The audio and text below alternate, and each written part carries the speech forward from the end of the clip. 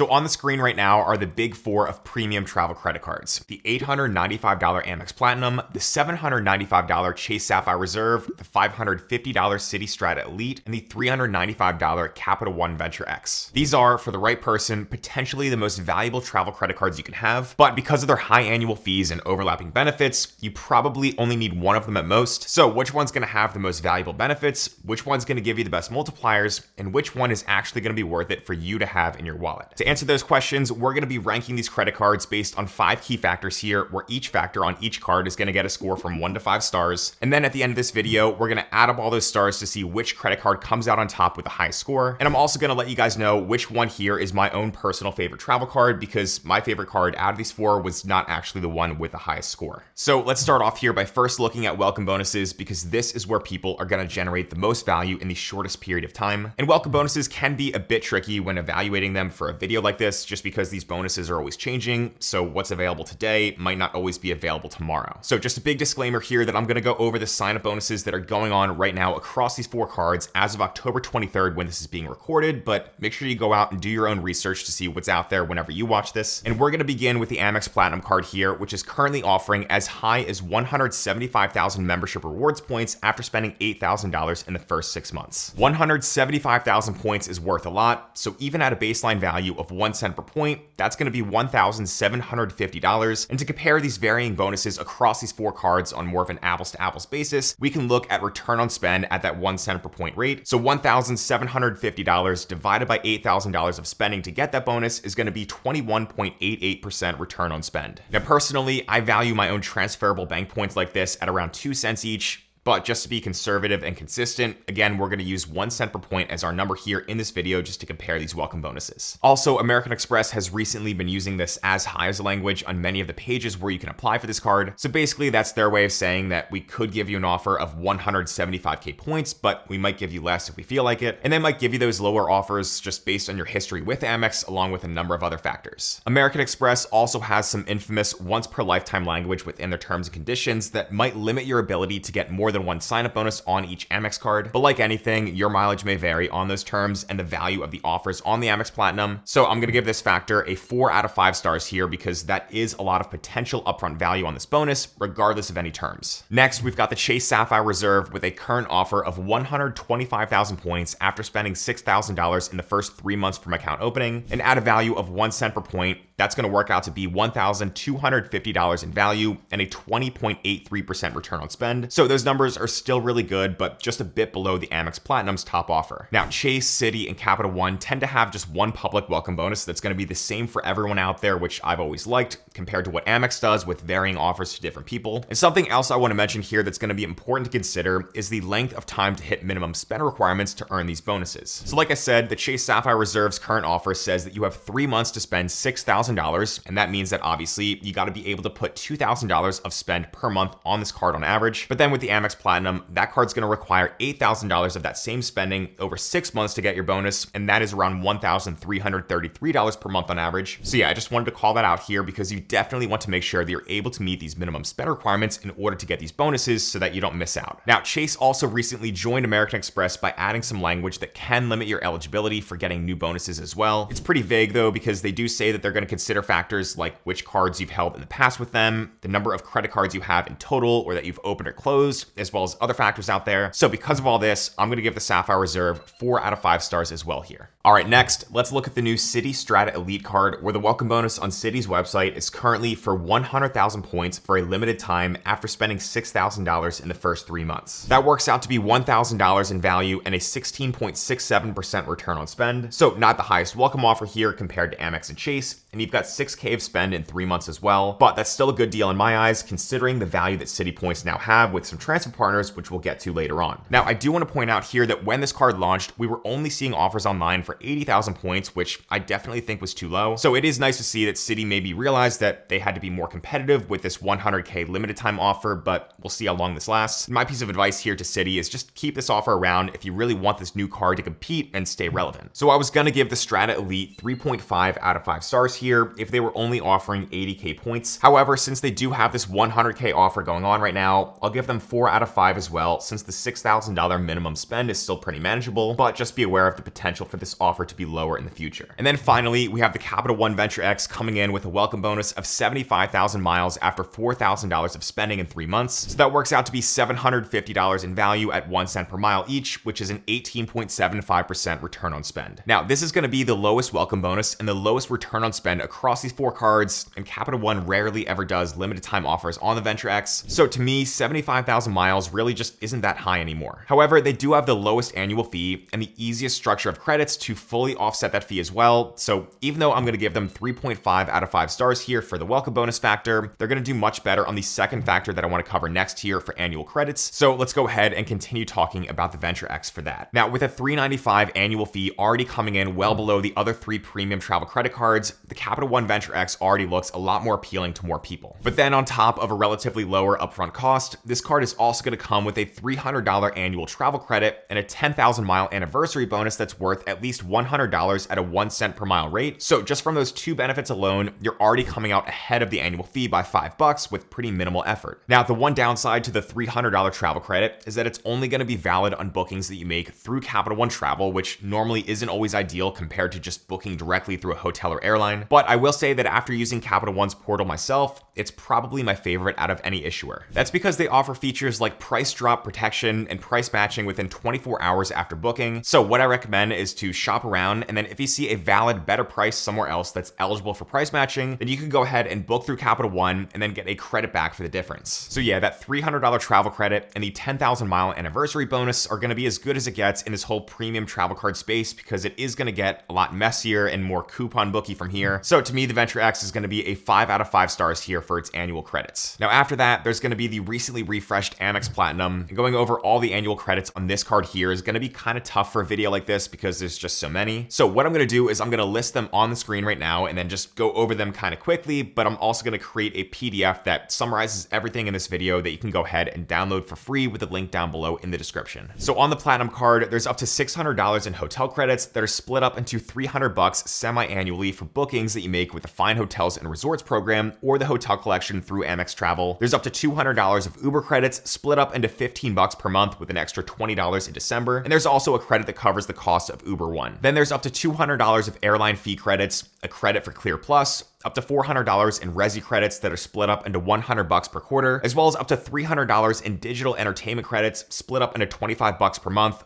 up to $300 in Lululemon credits split up into $75 per quarter, up to $100 of Saks Fifth Avenue credits split up into $50 semi-annually, and then a credit that covers the cost of a Walmart Plus subscription. So yeah, that's a ton of credits here to keep track of that could be valuable to you depending on your spending habits, but spending habits are very subjective, and I will also say that it's kind of annoying that there's all these different timelines that you have to keep track of as well for when each of these credits expires. So for me, I'm going to give the Amex Platinum a 3.5 out of 5 stars here for its annual credits, because there's definitely a lot of potential value here for someone who is willing to do the work. But paying $895 for an upfront annual fee just to have this card every year is also a pretty big hole to dig yourself out of. So I think 3.5 stars is a fair rating. Next, there's the Chase Sapphire Reserve, which now is pretty much just another coupon book after its recent update. So again, same thing here, where I'm going to quickly go over all the annual credits that you get with this card, but then I'll also summarize things in more detail in that free PDF you can get down below. Now, with the Sapphire Reserve, you're going to get up to $300 of annual travel credits that are super easy to use on any kind of travel. So pretty much anyone who does even some light traveling is easily going to get the full $300 in value from this credit to help lower the $795 annual fee down to something that feels effectively like it's lower already. There's also up to $500 in credits for the Edit collection of hotels that you can book through Chase, which is split up into $250 for the first 6 months of the year, and then another $250 for the second 6 months of the year. However, credit to Chase with this credit, no pun intended there, because starting on January 1st of 2026, now this credit is going to be just up to $250 for prepaid bookings made with the Edit collection twice per year at any time. There's also $250 of value for Apple TV Plus and Apple Music subscriptions, a $120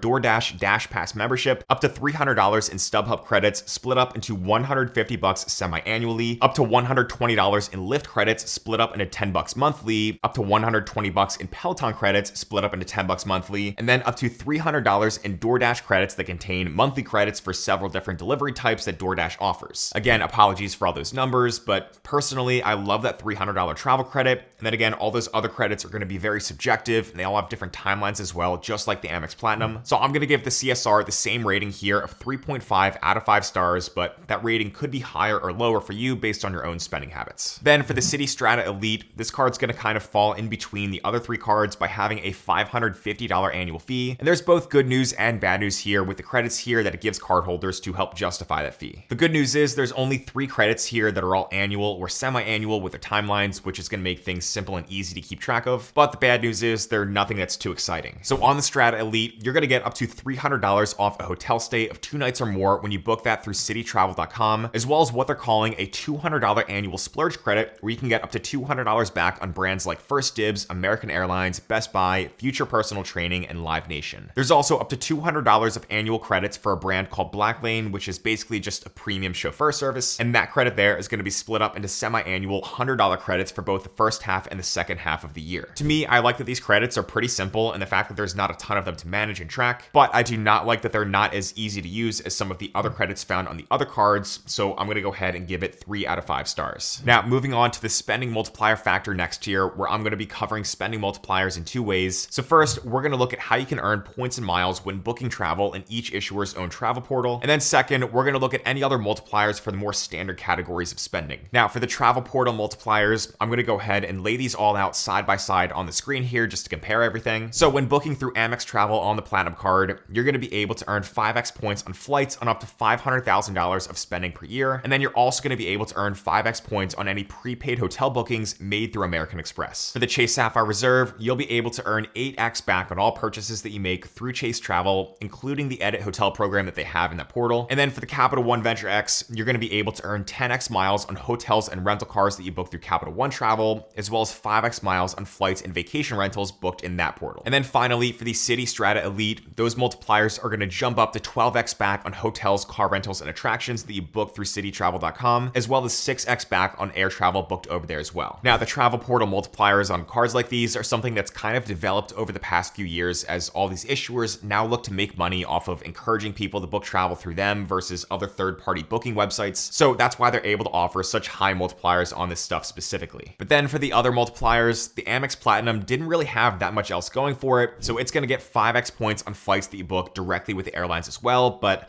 that's pretty much it because they didn't offer anything else new after this card recently got updated. So I'm going to give them a 2.5 out of 5 stars here for that missed opportunity, and they're below market rate for multipliers. I do also want to point out though that these multipliers could be a bit deceiving when it comes to travel portals because let's say that Amex offers prices that are actually lower than what other issuers offer, then that could be actually a net positive for them despite their lower multipliers. But pricing differences are going to be pretty situational, and they're going to vary a ton from one website and one portal to another based on a number of factors. So just make sure that you always go out there and take into account things like price, multipliers, and other benefits that you get or you lose when booking inside or outside of a travel portal. Then for the Chase Sapphire Reserve, you're going to get 4x points on all flights and hotels booked directly with an airline or hotel brand, as well as 3x points on dining worldwide. And Chase actually used to offer 3x back on all travel booked with this card, which a lot of people used to use to book things like cruises, rental cars, trains, and other stuff. But now that feature is gone and it's been replaced by that 4x on all flights and hotel stays thing, which is a bit disappointing. So because that 3x on all travel is now missing and the 3x on dining is kind of redundant since the no annual fee freedom cards that Chase offers also earn 3x on dining, I'm going to give the CSR a 3 out of 5 stars here because there's definitely some value for frequent travelers, but I really do think they should have just kept that 3x on all travel thing because that was previously a big selling point for a lot of people. For the Capital One Venture X, it's nice and simple here because you're just getting a flat 2x miles per dollar on everything, which kind of makes this an ideal catch-all card for most people. And again, with the price matching that they offer on the travel portal for travel that you book there, that's basically going to help to reduce a lot of the risk that people have with whether or not you're actually getting a good deal when booking in a portal. So I'm going to give the Venture X a 4 out of 5 stars, and it's actually a card you'll be using every day for that 2x multiplier. Then for the Citi Strata Elite, in addition to their travel portal multipliers, you're going to be able to earn 6x points at restaurants during what they call City Nights, and those are going to run from 6 p.m. every Friday until 6 a.m. every Saturday, and then 6 p.m. every Saturday until 6 a.m. every Sunday. Outside of those times, you're going to earn 3x points at restaurants as well, and then you're also going to be able to earn 1.5x points per dollar on all other purchases, which is a bit useless since Citi already offers the no annual fee double cash card that you can pair with the Strata Elite, which effectively already earns 2x points on everything. So personally, I do like that they tried to get a bit creative creative here with that whole Citi Nights thing, which could be valuable for the right person, but I also think they could have done a bit better with that 1.5x on everything else multiplier by just replacing it with something that was more unique. So I'm going to give them 3 out of 5 on this score. Next, let's move on to airport and other travel benefits, because perks like airport lounge access and other stuff like that can make travel a bit more pleasant, and they're going to be big reasons why customers go out and apply for a premium card in the first place. So let's actually go right back to the Citi Strata Elite to start off. Now, while Amex, Chase, and Capital One have all been bidding against each other and kind of just building out their own airport lounges, Citi was kind of just sitting back and maybe figuring out how they wanted to compete in this whole top tier travel card space. So unfortunately, as of right now, we do not have any Citi branded airport lounges. However, Citi knew they couldn't launch a premium travel card and then not include any lounge access with it. So what they did here was they took advantage of their soon to be exclusive partnership with American Airlines, and they went ahead and threw in 4 passes to American's Admirals Clubs each calendar year. Now, unfortunately, if you are traveling with someone who is 18 or older and you want to go ahead and bring them into the lounge with you, you are going to have to use one of those 4 passes on yourself and then a second pass on the other person. But if you're traveling with anyone under the age of 18, you're able to bring up to 3 of those guests with you without using a pass. So there could be some value here for families with kids traveling maybe once or twice per year for vacations and stuff like that who want lounge access to a good Admirals Club. You also get a Priority Pass Select membership with no credits for Priority Pass restaurants for anyone who's curious about that, now that that's kind of a rare benefit on very few cards. Then you also get a credit once every 4 years of up to $120 to cover the application fee for a global entry or TSA PreCheck, which is also standard for a premium travel card nowadays. Now, as for any other travel protections, they do mention that the Strata Elite card has trip delay, trip cancellation, and trip interruption protection, lost or damaged luggage protection, as well as master rental coverage for car rental insurance, which is going to be secondary. But from what little information they do provide online for the insurance and travel protection stuff, this card only really offers the bare minimum compared to the other 3 cards in this video. So overall, I'm going to give the Strata Elite 2.5 out of 5 stars here, because there's not that much in terms of airport benefits or other travel stuff that's going to get people excited when they're applying for a $595 card. But let's go ahead and compare that with the Capital One Venture X card next here, because this does have some cool things going for it. First of all, Capital One lounges are great because we're seeing more and more of them pop up all over the country. And personally, I really love the vibe they have, as well as the unique ability they give Venture X cardholders to kind of just quickly stop in to grab and go with some food and non-alcoholic drinks if you're in a rush. The Venture X was really a fan favorite for many years for its guest policies as well, but unfortunately, I do think they were a bit too generous with guest access, which then led to overcrowding, and so now they're kind of just rolling things back. And so now, as of February of 2026, there's going to be no more free guest lounge access, as well as a paywall effectively for authorized users to get access. I've covered those changes in another video that I'll go ahead and link to down below underneath the subscribe button. However, there are still a few other useful travel benefits and protections that you can still find here. You still get Priority Pass access with no restaurant credits. You still get up to $120 as a credit to cover global entry or TSA PreCheck. And there's also some really underrated car rental benefits as well here, including top tier Hertz President Circle status, which is awesome. And then on top of that, there's also primary auto rental coverage that covers theft and damage without needing to use your personal insurance first. There's other trip delay, trip cancellation, and trip interruption protection, and lost or damaged luggage protection as well. So because of all that stuff, we're going to give the Venture X a 4 out of 5 stars here. Next up, we've got the Chase Sapphire Reserve, which gives you and up to 2 free guests access to the growing number of Chase Sapphire lounges that personally are my favorite out of all the credit card issuer lounges here in the US. So pretty cool that you can still bring guests for no additional cost. You're also getting Priority Pass Select without restaurant credits, plus a credit of up to $120 for global entry, TSA PreCheck, or Nexus. Then the Sapphire Reserve is also one of the best credit cards out there when it comes to travel protections. So you're going to get primary auto rental coverage as well here, emergency evacuation and transportation coverage, which some people out there like to have for that peace of mind when they're traveling, and then some other standard but useful benefits with good limits like trip cancellation and interruption insurance, trip delay reimbursement, baggage delay insurance, and more. You're not really getting any rental car status here, but the stuff that you do get covered, plus the airport lounge access that still allows free guests for now, all of that is going to give the CSR a 4.5 out of 5 stars rating. And then for the Amex Platinum, obviously you're going to be getting access to the well-known Centurion lounges, which currently have the largest footprint here in the US and across the world for a US issuer lounge network. And these lounges are good, but now after getting to go to Chase and Capital One lounges, I do have to say that Amex lounges are going to rank as my third favorite among those three. They're still great and they're super valuable if you travel a lot because you're more likely to travel through an airport that might have one compared to what the other issuers have out there. But there's also no free guests here anymore with Amex, so not a good thing for couples or families who are looking for lounge access. You do get Priority Pass Select as well with no restaurant credits just like the others, and then again a similar credit of up to $120 for global entry or TSA PreCheck.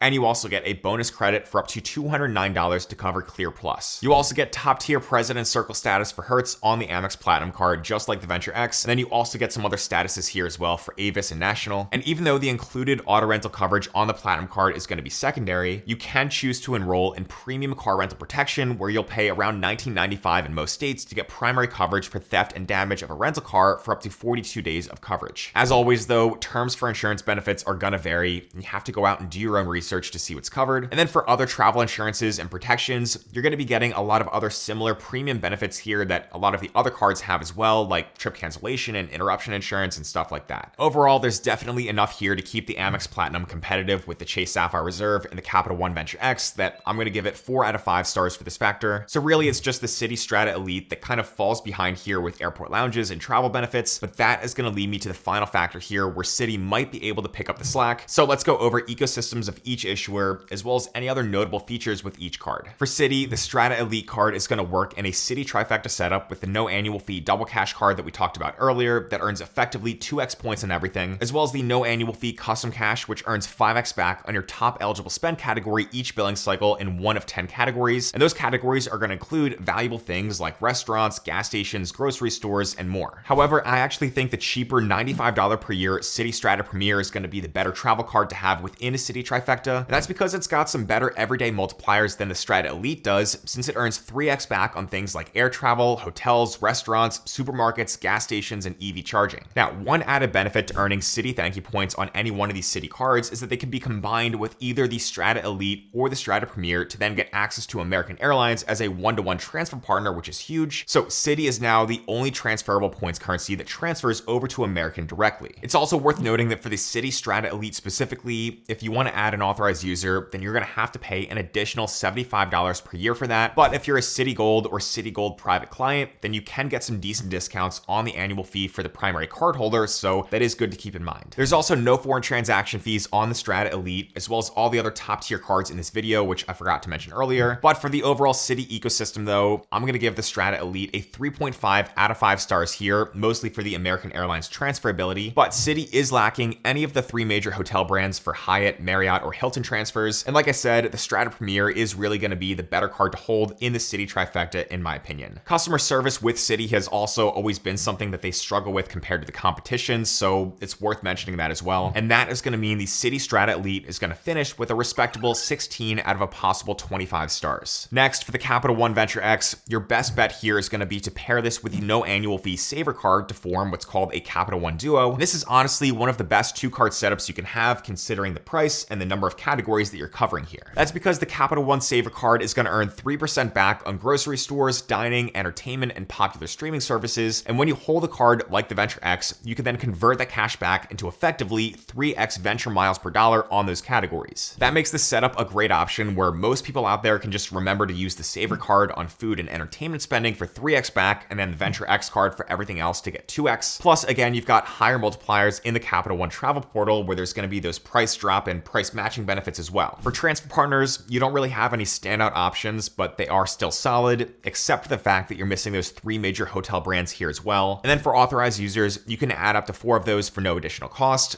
Even though, again, those free benefits like airport lounge access for those authorized users is going to be going behind a paywall very soon in early 2026. You do also get a cell phone protection benefit here, which doesn't get talked about that much, but it is a nice added feature. So I'm going to give the Venture X a 3.5 out of 5 stars here for its ecosystem, based on its simplicity, its low cost, and the multipliers that the Capital One Duo covers. And the only reason I'm not making it a 4 out of 5 is because it's also worth mentioning that Capital One is kind of notorious for being difficult to get approved for, even when you you have a great credit score and a history of responsible credit card usage, which I'll touch more on in just a minute. That's going to give the Venture X a 20 out of 25 possible stars, which helps it to take the lead over the Citi Strata Elite for now, but let's see if Chase or Amex can beat that next. So for the Chase Sapphire Reserve, it's going to be no secret that I really like the fact that Chase has Hyatt as a transfer partner, and that's going to make them the only points currency other than Bilt Rewards that transfers directly over to Hyatt, which still has the highest and most consistent redemption values compared to other hotel brands. Chase also has a bunch of other airline transfer partners that you'll find with other points currencies, as well as United and Southwest, which are fan favorites for those who fly on those airlines a lot. And then there's also a points boost feature for booking travel with points inside the Chase travel portal that can be good sometimes, but not always, which I covered in a separate video that I'll link to down below. But then an area where Chase is currently struggling that they don't really seem to want to address is going to be within the multipliers that are found in the Chase Trifecta ecosystem. So with a setup like the Chase Trifecta, you could have the CSR along with the no annual fee Freedom Unlimited and the Freedom Flex. And then just like these other same issuer setups, you can then combine and pull together your ultimate rewards points earned across these different cards to then redeem with the transfer partners or points boost features on the Sapphire Reserve. However, the problem with those other Chase credit cards include the fact that the Freedom Unlimited only earns 1.5x points per dollar in the all other category as a catch-all card in the setup, and that's pretty much below the going rate of 2x that other cards like this earn. Another problem is that there's no steady grocery or gas category found within the Chase Trifecta, so even though all three cards here earn 3x back on dining, there's really no point in having all that overlap when those grocery and gas multipliers are missing. Sure, you can usually find groceries and gas making their way into one of the rotating 5x category slots on the Freedom Flex at some point almost every year, but that's only going to get you 5x ultimate rewards points for 1 quarter out of the year on that stuff, so that's going to end up hurting the overall Chase ecosystem score for the Sapphire Reserve. The card also charges $195 for authorized users, and then I can mention that there's some other minor benefits unlocked after 75k of spend in a calendar year as well, but to me those aren't really going to be great selling points here, so overall I'm going to give the Sapphire Reserve a 3 out of 5 stars, which is propped up by the fact that they do have Hyatt as a transfer partner, and that's going to bring their total up to 18 out of 25 stars, putting them in second place. So can the American Express Platinum Card finish strong to close out first place? Well, to me, I think that is going to be kind of tough when their ecosystem has the big challenge of high annual fees to overcome. The Amex Platinum can be paired with the Amex Gold, which has a $325 annual fee and even more credits to manage. So even if you run your numbers and you truly do believe that you're getting positive value from the many credits across those two cards, you'd still have to be paying $1,220 upfront every year in fees, and a lot of people are just not willing to do that. American Express unfortunately introduced the credit card world to the world of coupon booking, and now there's really no going back as other issuers have begun to see just how profitable this business model can be. So like it or not, if you're gonna be in the Amex ecosystem, then you're gonna have to be someone who is very organized and someone who also wants to keep track of several monthly, quarterly, semi-annual, or annual credits. There's also always the option to go down to the cheaper Amex Green Card as well at $150 per year, but the downside here is that if you want to get the sign-up bonuses on the green, the gold, and the platinum, then you have to go in that order, or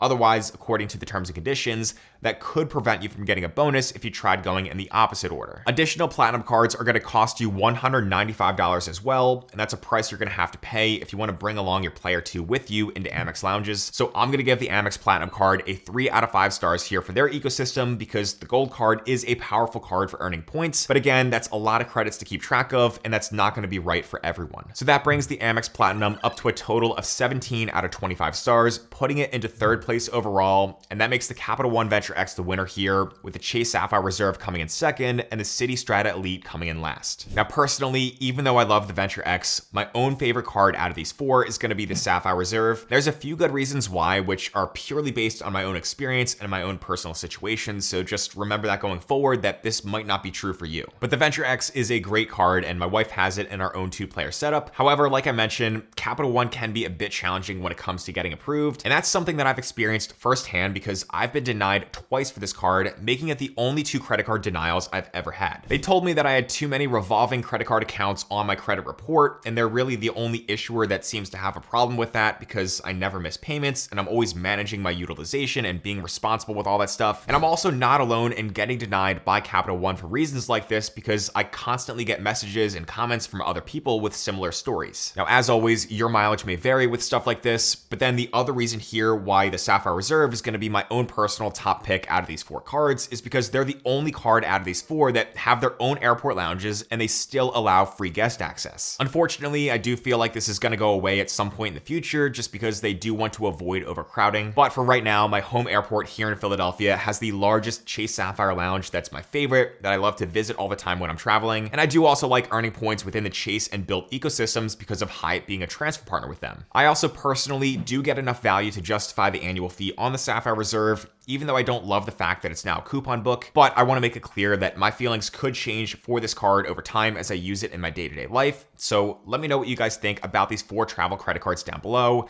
Which ones do you have and which one do you think is best? Be sure to comment your thoughts because those data points and opinions on all this stuff is going to be truly helpful for other people out there to make their own decisions. And again, while you're down in the comments section, make sure to go ahead and download that free PDF summary of this video that's going to highlight all the features and benefits of these cards in one place. But as always, thanks so much for watching.